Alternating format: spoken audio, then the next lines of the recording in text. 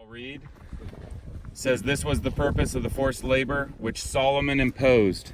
It was to build the house of Yahweh, his own palace, the Milo, and the wall of Jerusalem." And then in addition to Jerusalem, it says, "and to fortify Hatzor, Megiddo, and Gezer."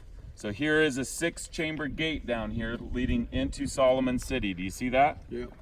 So now you've seen from all 3 cities the same 6-chamber gate. You saw the first one at Megiddo, remember that?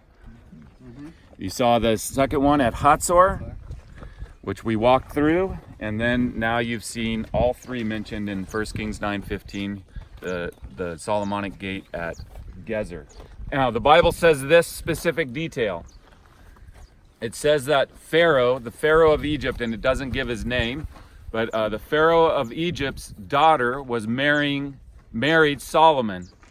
And that Pharaoh came up here, and it says specifically that he destroyed and burned Gezer, and then he gave it as a wedding present to Solomon, who married his daughter.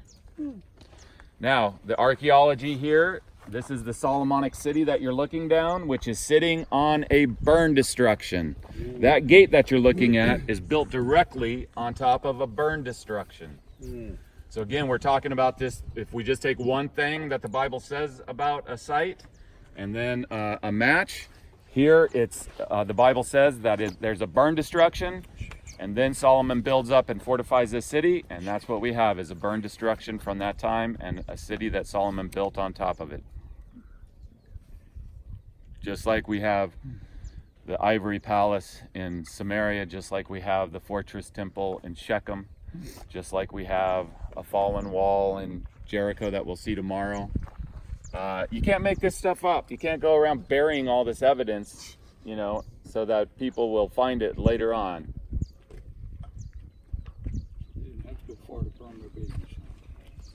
No. And this city, now look at this city that they've excavated. Look how little of it they've excavated. Now go like this, look at it, and then take it underneath your feet and all the way over to where that high place is. Now, that high place, at this level, had houses over it, just like the temple did in Hatzor.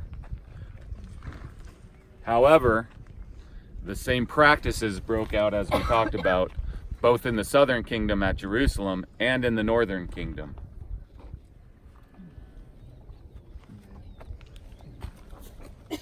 The Bible is very specific about why Jerusalem was destroyed in its 2 worst destructions. One, the Babylonian destruction.